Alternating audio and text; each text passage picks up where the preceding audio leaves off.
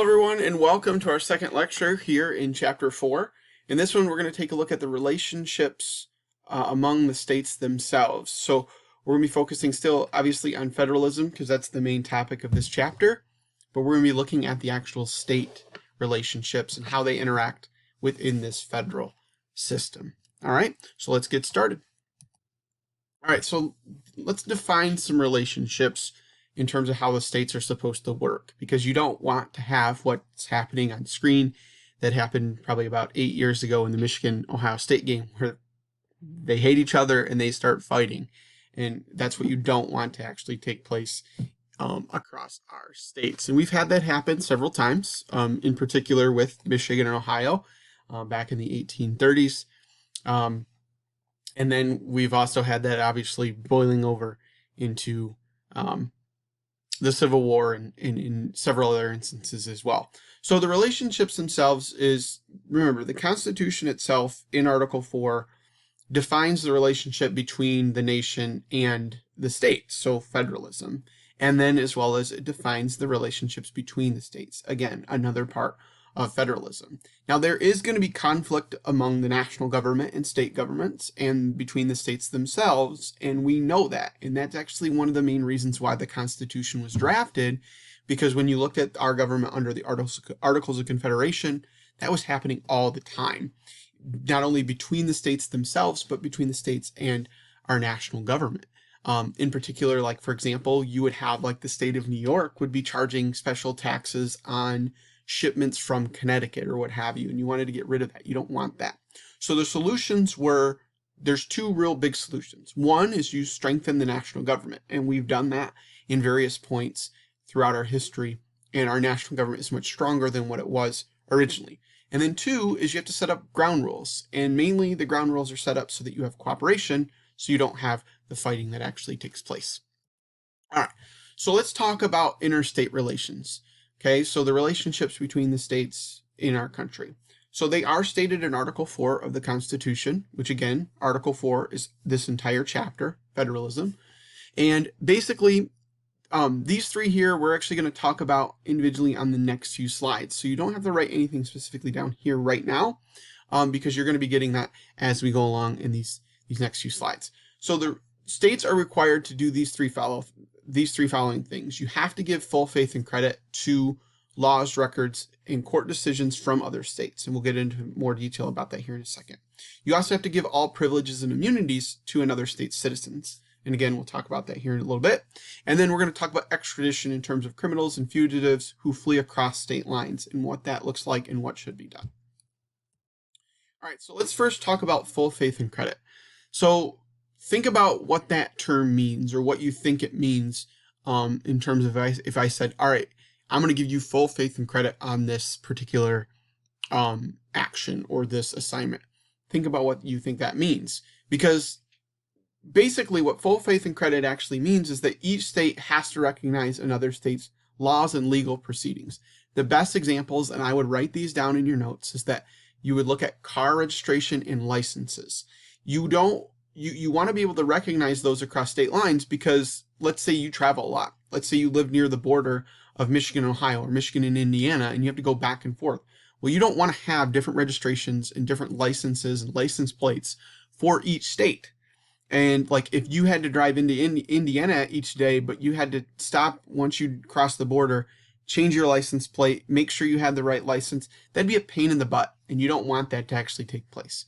Now, full faith and credit only applies to civil law. So this is disputes that are between individuals, groups, or with the state itself.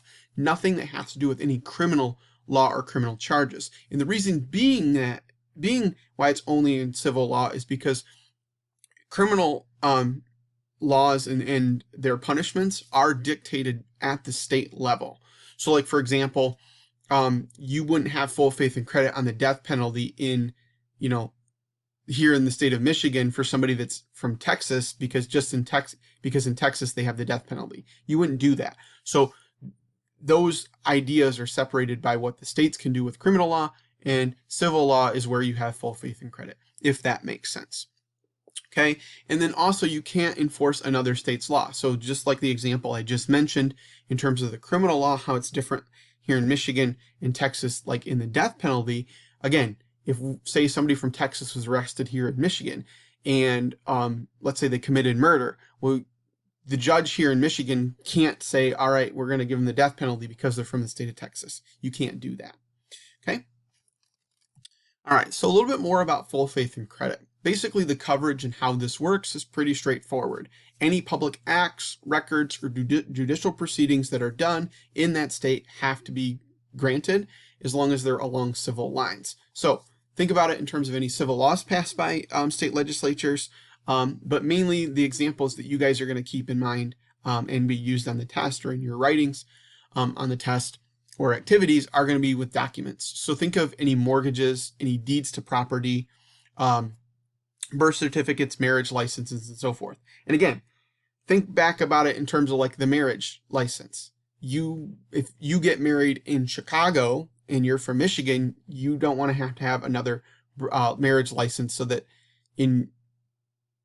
for each state that you go to, because then you'd be like, oh, well, this marriage isn't legal here, but it is here. That wouldn't make any sense. Another example with this is too, I'll give you a personal one. I was married in Jamaica. We actually had to wait a couple of days down in Jamaica for us to legally be married. I think it was 48 hours, excuse me. But then when we came back to the United States, even though we were married, there was a time frame that we had to get the marriage license and have that actually go through the process. I think it was like 8 weeks before it was officially passed, but it was still linked to our actual marriage date. So you want to make sure those records are right. And then judicial proceedings, the big one here is payment of debt.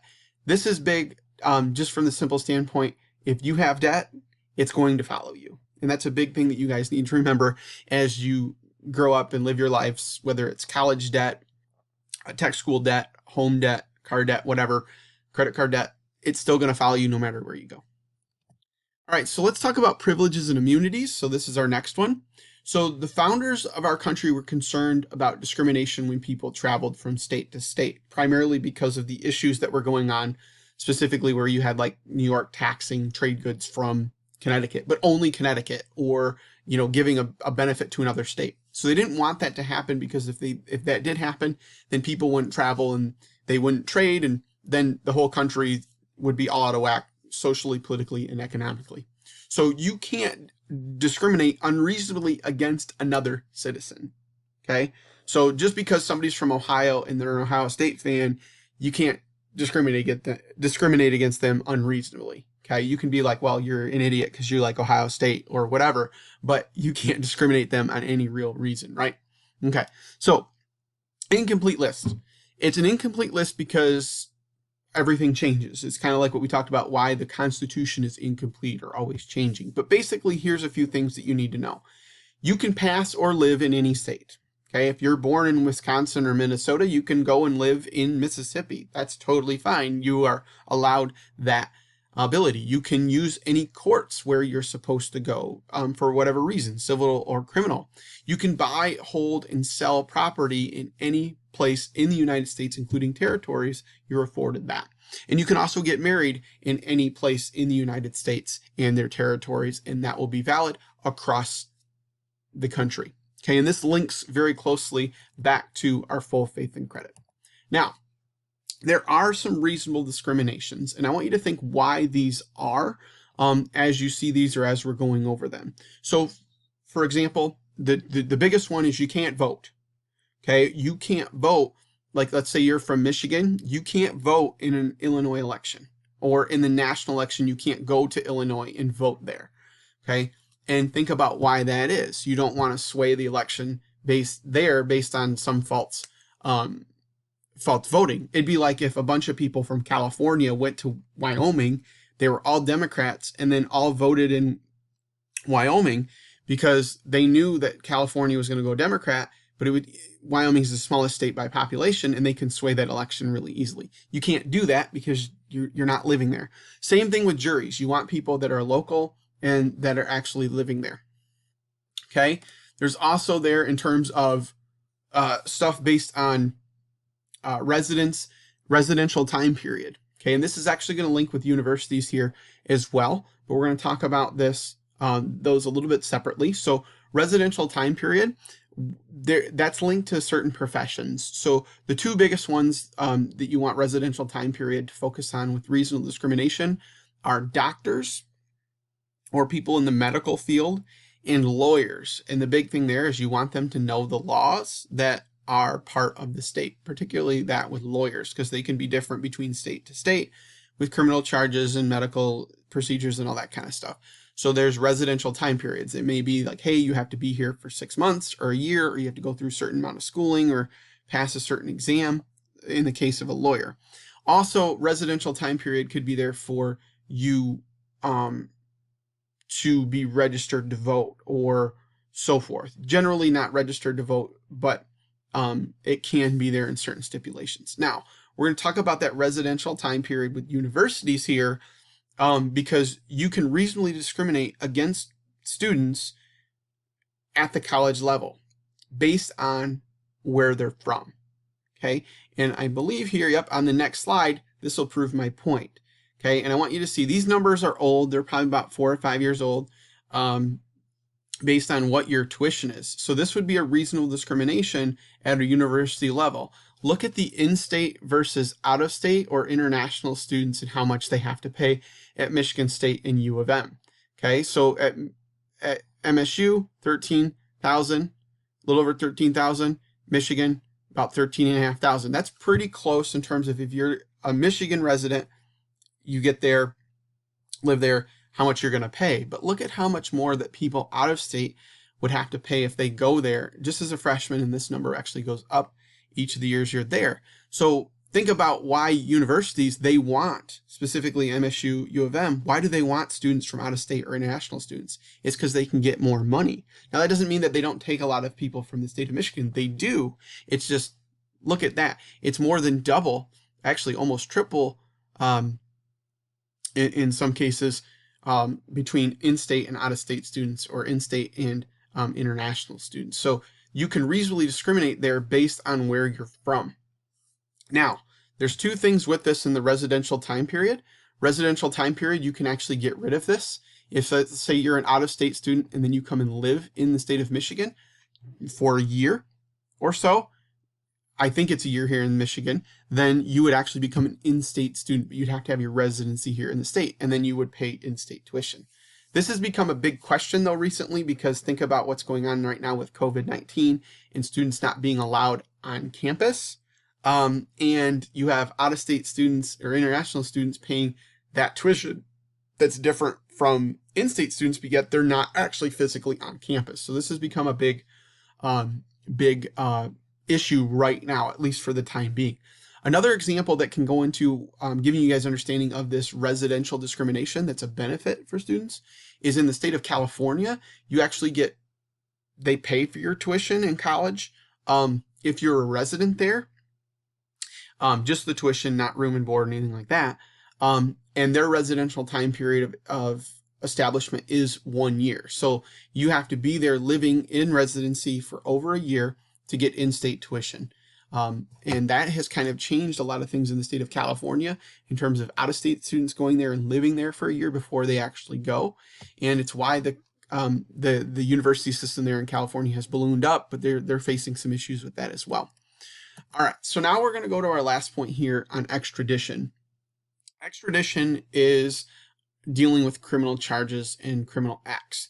So states are independent. They have their own sovereignty, and they act accordingly in terms of what they need to do as long as it's not interfering with the federal government's positions, like the supremacy clause we talked about earlier in chapter 3 and in the last section in section 1 of chapter 4. So they need to prevent the escape of criminals. So there's an issue, okay, so if a criminal commits a crime here in the state of Michigan and they flee to Ohio, what happens? What do you do? So they help spell that out in Article 4 of the Constitution. And basically it comes down to the governors, and the governors are responsible to return fugitives.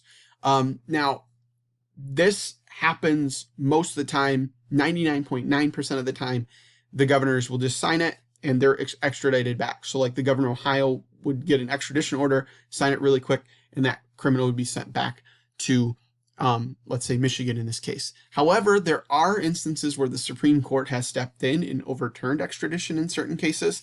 And then there will be examples when governors will actually not sign it into law. So they won't sign that extradition. There's an example in your book, you guys can take a look at it, where it had nothing to do with the actual person, the actual situation, but the governor between Michigan and Arkansas were fighting at the time, and the Arkansas governor refused to sign the extradition order to send that criminal back to Michigan to be tried. Now, recently this stuff has changed because we've had greater developments and kind of feeling out of what the actual rules are and explaining them. Is recently this has changed. So if you generally flee from another state to from one state to the other to avoid prosecution, they've opened that up to actually include federal crimes or federal charges, so it can actually get rid of this or waive the extradition, and you'll be tried in federal court. Now, this is obviously dependent on what the actual actions are in terms of what you're being criminally charged with, but still they've opened it up to stuff become more federalized so that you don't have to worry about these issues with extradition between the states. All right, so just a few more. We're going to talk about interstate compacts. So interstate compacts are pretty straightforward. It's when states are required to settle differences between each other without force. It's their main way of negotiation. Their main way to settle these differences is through negotiation, and they do it with these compacts. The compacts are essentially written agreements between two or more states, and they can include the national government or foreign countries. So, for example, you might have an interstate compact of trade between all the Great Lakes states and the federal government and Canada, because Canada is around the Great Lakes. So you want to have that as like a trade agreement compact between everybody that's dealing with the Great Lakes, for example. Now, interstate compacts are a binding compact and have to be approved by Congress. Now, other compacts that are out there, they prevent the states from threatening the Union or making allegiances among themselves. This is kind of an extension of what we've talked about, where the states can't enter into diplomatic relations with other countries or between themselves to actually create problems for the federal government. So basically, it's illegal to do what the Confederate States did in the Civil War. And that's why they had to pass a legal secession and so forth. And they broke away. Now, compacts can deal with any issue. They deal with anything that can be small to large. Typically, they deal with issues of commonality across those states, regions, or issues involving the two countries or with the national government. Biggest one I already mentioned is for us is like the Great Lakes and protecting the Great Lakes. You have those states and Canada and the national government in a compact together.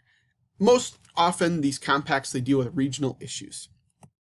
All right, so I think, last one here. We have some lawsuits between the states. This happens when states fail to resolve issues. It happens all the time.